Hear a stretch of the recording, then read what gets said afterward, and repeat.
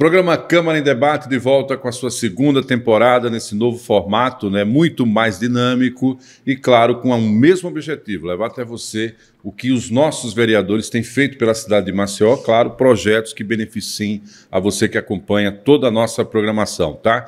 Lembrando que a gente vai estar disponível nas redes sociais da Câmara, também na TV Assembleia e também na TV Cidadã. Tudo sempre para facilitar o seu alcance, a sua acessibilidade, o seu acesso ao que é produzido aqui na Câmara de Maceió. Hoje estamos recebendo a vereadora Gabi Ronalça, ela que participou com a gente na primeira temporada, naquele momento apresentando as suas bandeiras aqui para o seu mandato e agora já com algumas realizações importantes, ações, né, que devem mudar também a vida do cidadão maceiense. Vereadora, um ano após a nossa primeira conversa, a senhora já pode destacar algumas ações como vereadora que já podem representar um pouco o que está sendo o seu mandato? Obrigada primeiro, Marcos, pelo convite. Fico muito feliz de estar aqui novamente e agora no formato novo, né? Diferente. Gostei bastante.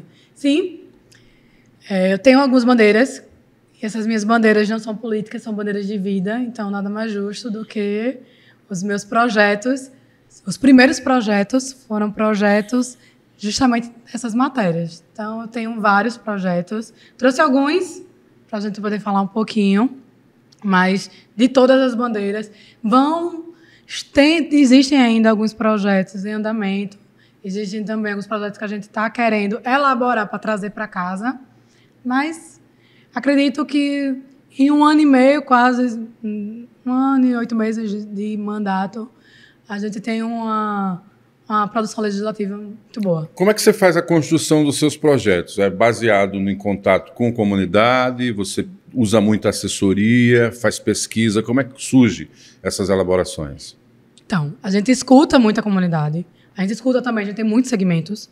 E com base nesses segmentos, a gente escuta a necessidade e, ouvindo a necessidade, a gente vai atrás para trazer projetos de lei, assim como indicações, como ofícios, como requerimentos, para trazer sempre melhorias para as comunidades e para os segmentos. Então, eu tenho uma equipe, mas eu confesso que, como advogada, eu tenho só dó. Eu gosto de elaborar. Então, os meus projetos de lei, na sua grande maioria, foram elaborados por mim. Nessa perspectiva de atuar na defesa da vida, a gente está chegando ao setembro. Setembro é um mês de reflexão em relação à questão do suicídio. E a senhora me falava em off que tem um projeto que poderá, obviamente, contribuir para que isso deixe de existir no universo dos jovens, dos adolescentes. A senhora conheceu um caso de uma criança que, desde a infância, já apresentava quadro de depressão, vereador? Hoje, eu tenho uma lei, na verdade. Existe uma lei no município de Maceió, que foi de minha autoria, que é a campanha Setembro Amarelo e a Semana Municipal de Combate ao Suicídio, que já está em vigor há algum tempo. E também existe um projeto de lei que está aguardando a sanção, que foi aprovado na casa, mas está aguardando a sanção do prefeito, que é o programa Manu Almena, que existe um projeto de lei, né, que guardo que em breve será a lei. E a Manu, foi uma querida, e ela desenvolveu traços de depressão ainda na infância e, infelizmente, acabou jovem tirando a vida. Então, a gente precisa se unir para evitar que outras Manus que aconteçam com outras pessoas, entendeu? E como eu defendo a vida, né, como eu sou pró-vida, eu sou defensora, defendo a vida da concepção até a morte natural, nada mais justo do que procurar meios para evitar que alguém, por livre vontade, tire a própria vida. Como é que vai ser o alcance? É por meio de campanhas que incluem escolas ou Sim. Campanhas de TV que também atendam, alcancem toda a população? Qual é a estratégia do projeto? Então, tanto nos dois, a gente tem a previsão, se for implantado, se Deus quiser e seja implantado, de fazer palestras, de fazer campanhas. E aí vem toda a rede municipal, tanto da educação quanto na área de saúde também, assistente social, que tem essas divulgações, né? Para a gente evitar. Porque a gente hoje vê que, por exemplo, no caso da Manu, do projeto Manu Almena, foi depressão. Então, a gente precisa combater a depressão. Depressão, a gente sabe que é o mal do século. Quantas pessoas a gente conhece que tem depressão? E quantas pessoas não entendem o quanto é perigosa a depressão. E algumas pessoas tratam aquela pessoa tem depressão como se fosse qualquer coisa, como se fosse uma pessoa preguiçosa, como se não tivesse fé e outras coisas a mais. E, na verdade, não, é uma doença. E como doença precisa ser tratada. E a gente precisa divulgar que há tratamento, a gente precisa divulgar o reconhecimento, principalmente o reconhecimento de depressão infantil, que não é fácil reconhecer. A gente acha que a criança está triste. Porque são fases da criança. Não. Que é a característica dela, que exatamente. É o jeito dela, né? Quando não. E a criança, ela não vai saber pedir ajuda como um adulto sabe. Entendo. Nós, adultos, nós sabemos o que está acontecendo com a gente. Uma criança, não. Então, por isso que a gente precisa entender, precisa estar ali presente e precisa divulgar. Por isso que é importante essas palestras, essas campanhas, para que todos tomem conhecimento e possam, enfim, ajudar. Agora, de alguma forma, vereadora, esse projeto vai acabar também provocando a própria estrutura do município a se aprimorar. Eu falo isso por conta da ausência, pelo menos na maioria das escolas, do profissional de psicologia, né? A gente sabe que a rede privada hoje, isso basicamente eles já compõem o corpo, né, da escola, mas na realidade do município isso também não é muito presente. Então, de certa maneira, o projeto pode provocar também esse debate, a necessidade desse profissional na rede? Com certeza. E quanto essa necessidade, se eu não me engano, não sei se já é lei, mas existiu na casa um projeto de lei exigindo que tivesse profissionais, tanto da área de psicologia quanto da assistência social, nas escolas da rede municipal. Eu vou aqui pecar, que eu não vou me lembrar a autoria. Né, vereadora? Tem que ter esse debate, né, com o profissional, porque, afinal de contas, o próprio professor, no seu dia a dia, a preocupação com a didática, né? E eu fiquei acompanhando, obviamente, o noticiário nacional. Algumas escolas do país já estão fazendo grupos dentro das unidades para discutirem a questão emocional dos alunos. Por quê? Porque ficaram 2 anos sem a convivência no ambiente escolar, tiveram queda de rendimento, agora eles estão retornando e com uma sensação de medo do futuro, porque ninguém tinha vivenciado uma experiência como a da pandemia, que isolou toda a sociedade, a humanidade, né, de um modo geral, e justamente a criança e o jovem, que costuma ter uma perspectiva de futuro, está muito preocupado com ele porque não sabe como encarar agora essa nova realidade. Então, quer dizer, esse debate é um debate que pode ser muito bem ampliado, né, no âmbito do município, né? Com certeza. Até porque vivemos, como você disse, uma fase diferente. Ninguém nunca imaginou viver aquilo. Nós hoje temos resquícios do que a gente viveu. Imagina uma criança, né? Mudou a rotina totalmente. E eu digo, quando eu me lembro de quando eu fui estudante, como eu gostava de ir para a escola, tanto de aprender quanto de estar lá com os meus amiguinhos, de conversar, de brincar, e as crianças ficaram presas. Então, você imagine muitas crianças presas dentro de casa, que a gente não podia sair. Para a gente foi difícil. Imagina para uma criança, né? Então, é muito interessante.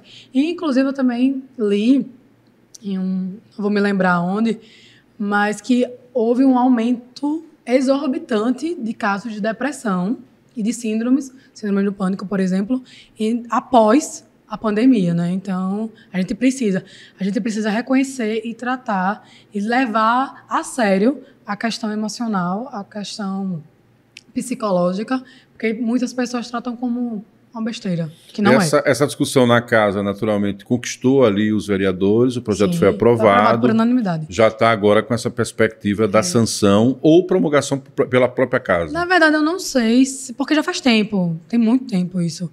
E eu não vou me lembrar. Eu acredito que tenha sido da Olívia, mas eu não vou pecar aqui, porque eu realmente, como não foi da minha autoria, eu não vou dizer. Mas eu acredito que se brincar já é lei. É bom até pesquisar. Vou até pesquisar. Se uma informação eu trago para você. Perfeito. Vereadora, obviamente esse universo da pandemia também revelou uma outra questão, que é a violência contra a mulher. Já existia e, de acordo com os números, né, as estatísticas apontam que entre 15% e 17% de aumento de casos. Ainda pode ser subnotificado, porque não é toda mulher que procura e pede ajuda. E a senhora também teve uma discussão, um projeto a respeito do sinal vermelho, que é uma forma de pedir ajuda. Fala um pouco sobre isso também. Que também é lei. Já é lei, é o Código Sinal Vermelho. Essa campanha, ela é no âmbito nacional e eu trouxe para o município, que é de muita importância, Como você disse muito bem, existem inúmeros casos de subnotificação. A gente não tem hoje, ao certo, o quantitativo, mas eu tenho certeza que é muito, muito mais. É só a gente ligar TV, rádio, a gente escuta diariamente casos de feminicídio. Então, imagine quantas e quantas mulheres não procuram ajuda. E o código sinal vermelho é um código de fazer um X na mão. E aí você pode colocar... A gente coloca sinal vermelho porque foi usar um batom vermelho para fazer isso. Para facilitar o que estaria ao alcance da mulher. Exatamente. Porque geralmente a mulher sempre tem um batom na bolsa, né? Então é por isso o código seria mais sinal fácil. Vermelho. Mas a mulher estando passando, né? Passando por qualquer situação de violência, ela faz um sinal vermelho na mão, faz um X na mão, e aí pode ser qualquer cor, tá? E mostra discretamente, e aquele funcionário, que pode ser de uma farmácia, pode ser de qualquer lugar, ele vai ter por obrigação de entrar em contato com a polícia, e aquela mulher pode ter a vida salva, pode... O contexto é porque muitas vezes o agressor oprime. Cerca, né, dificulta Exatamente. Essa mulher a pedir ajuda pelo meio tradicional e, de algum modo, esse sinal chamaria atenção. Exato. Então, o próprio projeto prevê uma ampla divulgação da campanha para que a sociedade também saiba identificar esse pedido de ajuda, né? Que, inclusive, a gente divulga para todos.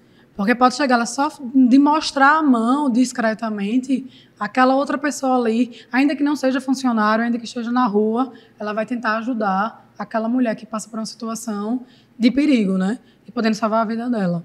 Então, de alguma forma, vereadora, é um olhar do seu mandato também para essa questão de gênero, né? Sim, com certeza. Obviamente, reconhecendo esse universo, essa questão, essa dificuldade também do universo feminino. A senhora tem um projeto também que discute a importância do aleitamento materno. Queria que a senhora falasse um pouco sobre isso. É engraçado, que uma vez eu falando sobre os projetos, que eu tenho 3 projetos de aleitamento materno, e me perguntaram se eu era mãe. Eu falei, não sou mãe, ainda. Mas sou tia. É filha, né? Sou filha, sou tia. E eu vi a dificuldade de mulheres para amamentar. Então, a gente sabe que a gente tem um prazo, né, da licença maternidade, só que a gente não amamenta só esse período. Então, amamenta muito mais. E a importância da divulgação do aleitamento materno. Então, a gente conseguiu elaborar alguns projetos que beneficiassem. A gente conseguiu que hoje acho que 2 já são, inclusive... Se não são leis ainda, porque estão aguardando sanção. Mas eu já solicitei a promulgação, porque já ultrapassaram o prazo. E eu acredito que em breve o presidente da casa irá promulgá-los, que é construir salas de aleitamento materno. E aí... Reservar espaço só com essa finalidade. Só com essa finalidade. E, de alguma forma, vereadora, a compreensão de que isso era necessário é porque tanto as mulheres têm vergonha em alguma situação e também tem setores, tem lugares que coíbem que socorra, né? Exatamente. E tem ainda além. É um momento, eu acredito muito, que eu sempre fico paquerando, né? Aquele momento especial, é mágico. E não tem que ter locais específicos para aquilo, entendeu? Eu acredito muito nisso. É um momento ali da mãe com o bebê, é um momento de toda uma circunstância. Muitas mães têm vergonha de amamentar seu filho porque a sociedade recrimina aquilo, como se aquilo fosse uma atrocidade, que é um gesto lindo. Muitas mães acabam não fazendo porque o local de trabalho é muito distante de casa, então acaba guardando o leite materno, que também é sempre bom, é importante e fácil, inclusive doações de leite materno que a gente precisa também, os bebês precisam. Então a gente tenta ouvindo, e isso foi em um momento que eu escutei, tanto da vivência minha com a minha irmã, com a minha cunhada, como também ouvindo a comunidade, e muita gente falava, mas não tem como amamentar. A gente trabalha e no meu trabalho eu não tenho. Pronto, então vamos tentar criar locais dentro do trabalho que separem uma salinha pequena, que possa não apenas amamentar naquele momento, como também para ela retirar o leite e guardar.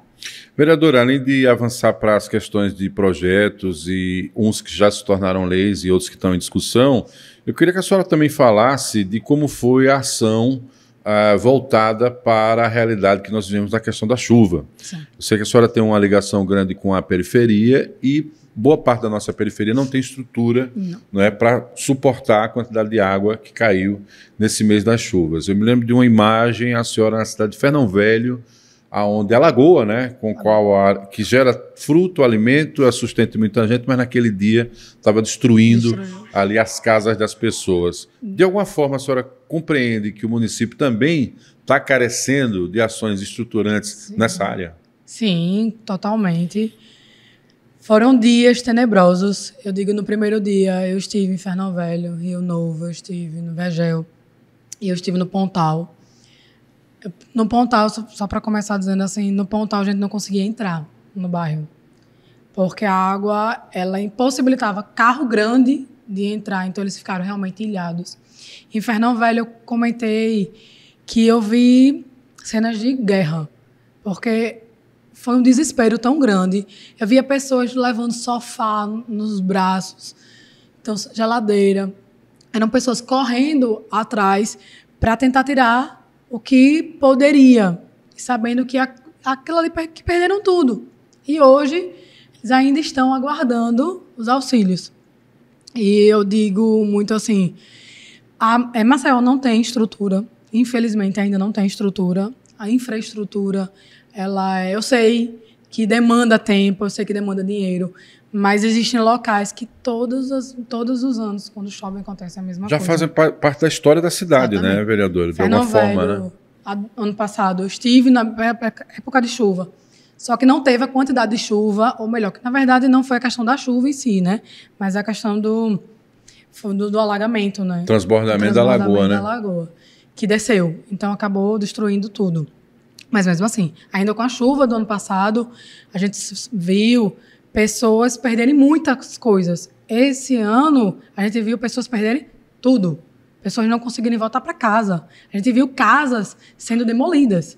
Inclusive, em Fernão Velho, na Vila Goiabeira, casas foram interditadas com rachaduras por causa do alagamento, por causa da chuva, por causa do solo, que o solo ele não tinha condições da construção daquela forma como foi feita.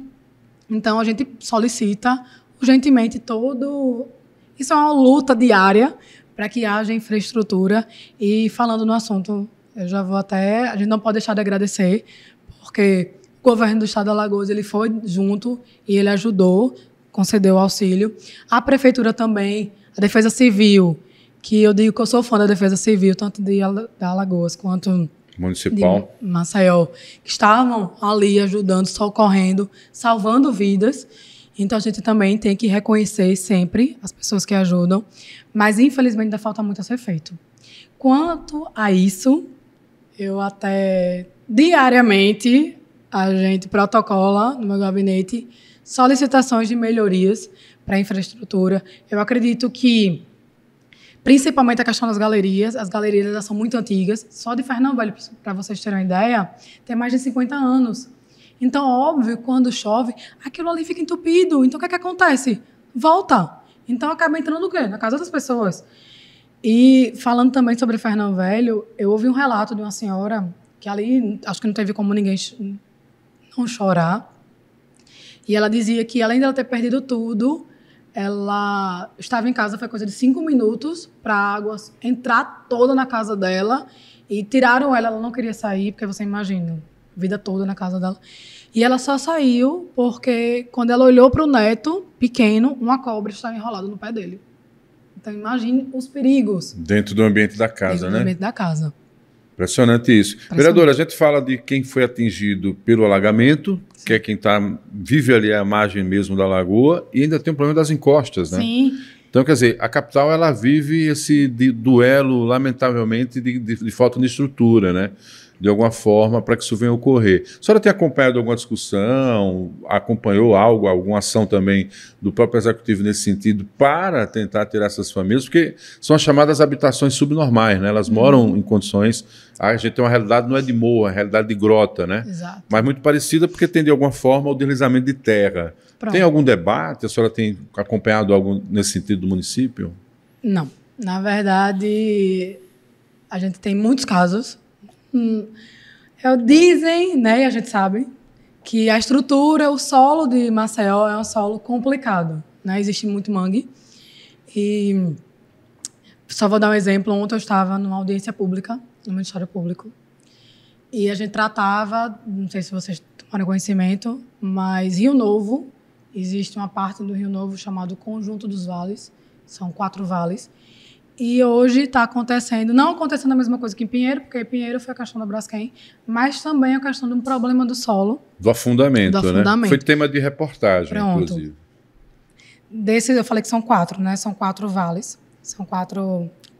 Em nenhum dos vales, que é o Amazonas, 4 prédios já foram demolidos. Então, você imagine... Que foram prédios construídos ainda no governo... Minha Casa Minha Vida, Minha Casa Minha Vida, exatamente. Tem 6 anos a construção deles. Então, você vê pessoas perderem tudo e estão pagando ainda, né? Pagam financiamento. E sobre isso, a gente até já fez algumas solicitações, iremos continuar cobrando para melhoria, primeiro para que aquelas pessoas parem de arcar com esse financiamento, também para que sejam alocadas, que eu não vou falar realocadas, porque elas não estão saindo do lugar, mas sim alocadas. Também, lá está perigoso, que a gente já até fez um ofício para a Equatorial, porque existe um poste, e esse poste está cedendo. Então, você imagina se esse poste cai. Na mesma região, com rede ativa. Com a rede ativa. Então, se cai, pode acontecer um desastre, uma desgraça ali. E fora as outras coisas que estão acontecendo também em Rio Novo. Além de Rio Novo, a gente acompanha, a gente sabe que no Feitosa, a gente sabe que no Jacintinho, a gente sabe no Vale do Reginaldo, sempre tem relatos. E outras partes de Maceió que não tem a estrutura, as casas não deveriam ter sido construídas ali, mas o poder público precisa de medidas efetivas para retirar essas pessoas e dar moradias dignas para essas pessoas. A gente está falando de famílias que já estão na 3ª geração, morando na mesma condição de risco, muitas vezes. Né? A exceção seria esse caso do Rio Novo, que foi um conjunto, né, do governo federal e que passou por essa situação. Mas quando eu falo dessas habitações subnormais, né, eu tenho 49 anos, vereadora. Quer dizer, eu conheço algumas grotas aqui, quando elas ainda estavam em desenvolvimento, e como repórter, indo em alguns locais, eu me lembro que eu entrevistava a mãe, no período de chuva, com os filhos. E depois de ter voltado no local, aquela criança já cresceu, já é um adulto, casou-se, já formou família, e a casa virou um puxadinho junto da mãe, que já não tinha as plenas condições. Então, quer dizer, isso deve acontecer em várias áreas da capital, né? Exatamente. E deixando claro que a culpa não é nunca deles, não é nunca dos moradores. Infelizmente, eles não têm como ir para outro lugar, então acabam ficando ali.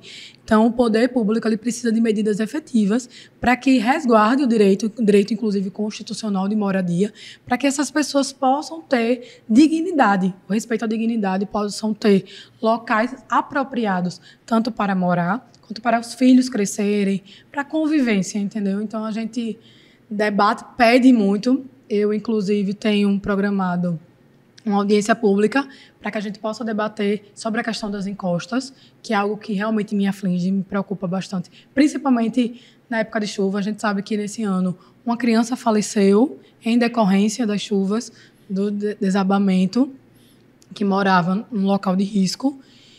E até agora a gente vê tudo bem que nós estamos ainda no período de chuva, que as coisas não estão melhorando, continua chovendo muito, mas a gente pede encarecidamente para que o poder público faça, né? Nós, como legislativo, não temos o poder de fazer, apenas pedir e cobrar e fiscalizar. E um detalhe, né, vereadora, só complementando sua fala, é que a cada ano o volume pluviométrico tende a aumentar, né? A gente vive aí já um desequilíbrio ambiental, né? Do ponto de vista climático, e de repente o deslocamento de uma massa de água um pouco maior contribui de forma decisiva para que se chova mais. Um debate importante que ainda não foi aprofundado na casa, pelo menos de forma oficial, e que deverá envolver a questão da infraestrutura da cidade, é o plano diretor. Sim. Talvez a sua legislatura tenha a oportunidade de definir o que será a Maceió do futuro, né?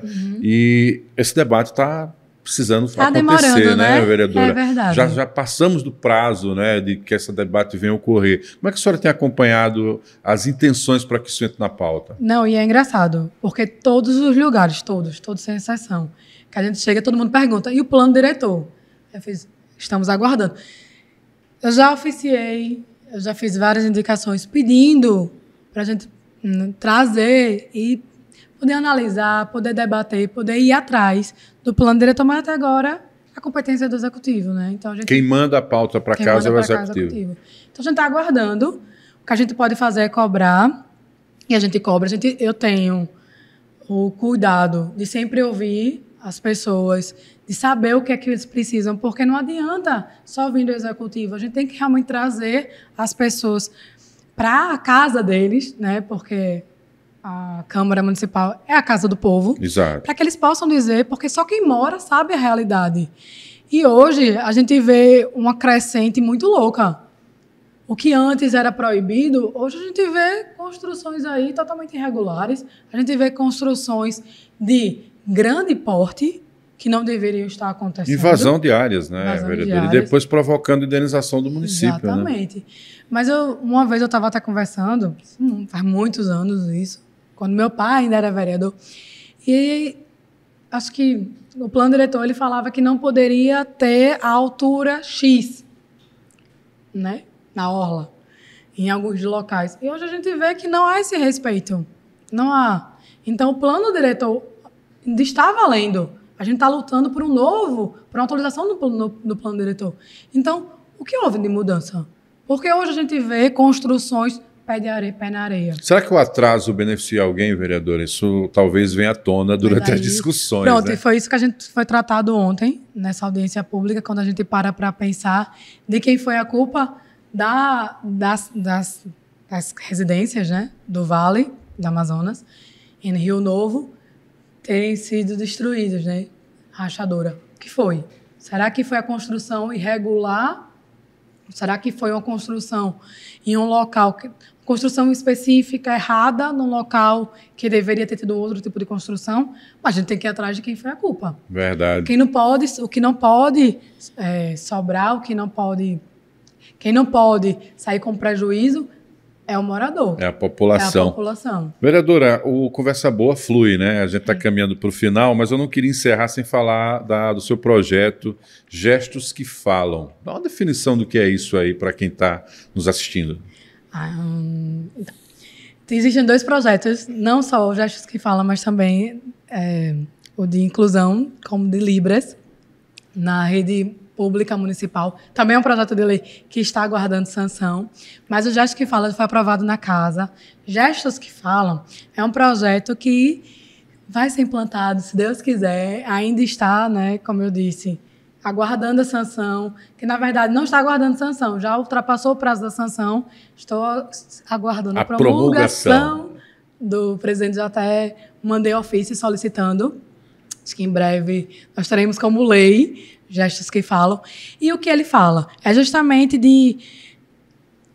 Não vou usar a palavra exigir, mas fazer com que os funcionários das repartições públicas, ou seja, de toda a estrutura do municipal e também legislativa, para o atendimento. Exatamente, para o atendimento, que possam trazer a acessibilidade que hoje falta. Eu já presenciei uma situação dessa. Na Secretaria de Finanças, a pessoa querendo pagar um imposto e não conseguia falar. Não conseguia. E isso foi um pedido justamente da comunidade surda.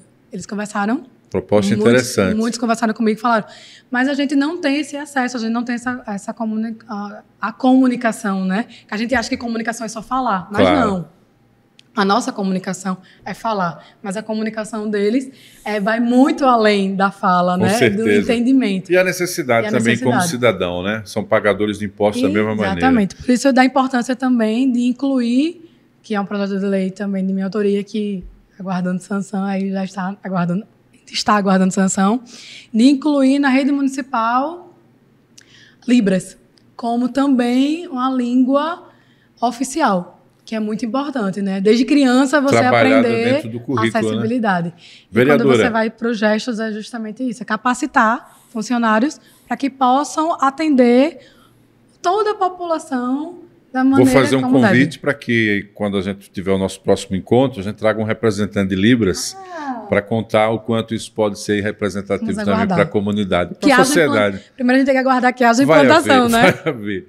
A gente se encontra numa próxima oportunidade com o Câmara em Debate. Você pode seguir a vereadora Gabi Ronalça nas suas redes sociais, claro, interagir, conversar e principalmente trocar ideias com a vereadora. Até uma próxima oportunidade. abraço.